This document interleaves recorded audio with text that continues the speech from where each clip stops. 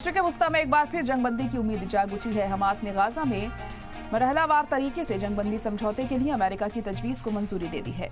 Hamas ने 6 हफ्ते की आर्जी जंगबंदी की अमेरिका तजवीज की शर्त को मान लिया है। एक फिलिस्तीनी अधिकारी ने कहा है कि अब गेंद इजराइल के पाले में है। उसे 9 महीने से चले आ रहे गाजा जंग को रोकने के बारे में फैसला लेना है। हमास इजरायली बंधकों की रिहाई के लिए भी तैयार है।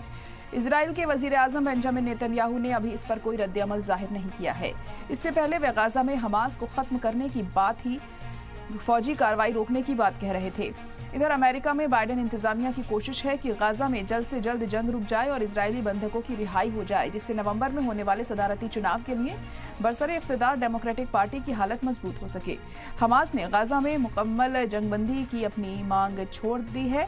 वह आर्जी जंगबंदी के बीच इजराइल बंधकों को रिहा करने को तैयार है। हमास के अफसरान ने कहा है कि अमेरिका के अमन की तजवीज को मंजूर करने पर हमास मुत्तफिक है। इस बीच इजराइल के ताज़ा हमलों में 29 फिलिस्तीनियों के मारे जाने की भी खबर है। इसमें 5 मकामी सहाफ़ी भी शामिल हैं। इन्हें मिलाकर गाजा जंग में मरने वाले सहाफ़ियों की तादाद 158 हो गई है। वस्त गाजा में बेघर फिलिस्तीनी परिवारों को पनाह देने वाले एक स्कूल पर इजरायली हमले में कम से कम 16 लोग मारे गए। इसकी जानकारी फिलिस्तीनी वजारत सेहत ने दी है। वहीं 9 महीने से जारी जंग में अब तक 38,000 से ज्यादा लोगों की मौत हो चुकी है। वहीं जंगबंदी की तरफ लगातार पेशरफ्त हो रही है। हमास की तरफ से तजवीज मंजूर किए जाने के बाद इजराइल पर दबाव बढ़ रहा है। इजराइल के वजीर आजम बेंजामिन नेतन्याहू के खिलाफ इजरायली शहरियों में नाराजगी बढ़ रही है। हजारों लोग तेल अवीव की सड़कों पर इजरायली सरकार के खिलाफ मुजाहिरा करने के लिए उतरे हैं। मुजाहिरीन ने मांग की है कि वजीर आजम बेंजामिन नेतन्याहू जंगबंदी समझौते को फौरी तौर पर मंजूर करें और बंधकों को रिहा कराएं। मुजाहिरीन ने हमास और मिस्र के अफसरान ने कहा है कि अगर इजराइल इस तजवीज़ को मंजूर करता है तो ये एक रूपरेखा समझौते की तरफ ले जा सकता है। समझौता नवंबर के बाद से लड़ाई में पहली रुकावट लाने में मदद कर सकता है। ये 9 महीने से चल रही तबाहकुन जंग को ख़त्म करने के लिए आगे की बातचीत के लिए मंच तैयार कर सकता है। वहीं हमास अभी भी सालिसों से तहरीरी गारंटी चाहता है कि पहला मरहला असरदार होने के बाद इजराइल जंगबंदी समझौते पर बातचीत जारी रखेगा। रिपोर्ट के मुताबिक मिस्र मुमकिना जंगबंदी समझौते में पेंडिंग मुद्दों पर चर्चा करने के लिए इजराइल और अमेरिकी नुमाइंदों की मेजबानी करेगा। मिस्र के मीडिया ने एक सीनियर अफसर के हवाले से कहा है कि वह हमास के साथ बातचीत कर रहे हैं ताकि कैदी बंधक विनिमय समझौते को अंतिम रूप दिया जा सके।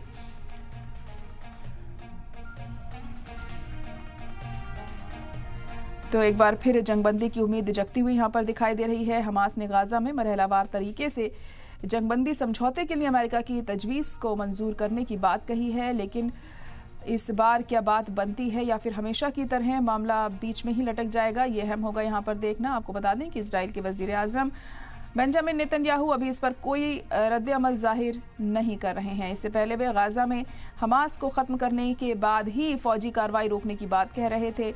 इधर अगर अमेरिका की बात करें तो बाइडेन इंतजामिया की भी यही कोशिश है कि गाजा में जल्द से जल्द जंगबंदी कराई जाए ताकि नवंबर में वहां पर होने वाले चुनावों में इसका फायदा उन्हें मिल सके। To get those hostages back, human life above everything else. This is what Israeli democracy is about. My only demands are that immediately after the deal, Israel go for elections. It's time to re-establish trust between the people and the government. They intend to finish the people before the ceasefire. Yes, we stopped being mindful due to fear. We were sitting in the classroom and all the glass came down on us. Some people were thrown here and others there. Our children as well. They were crying and screaming. It's not sensible of them.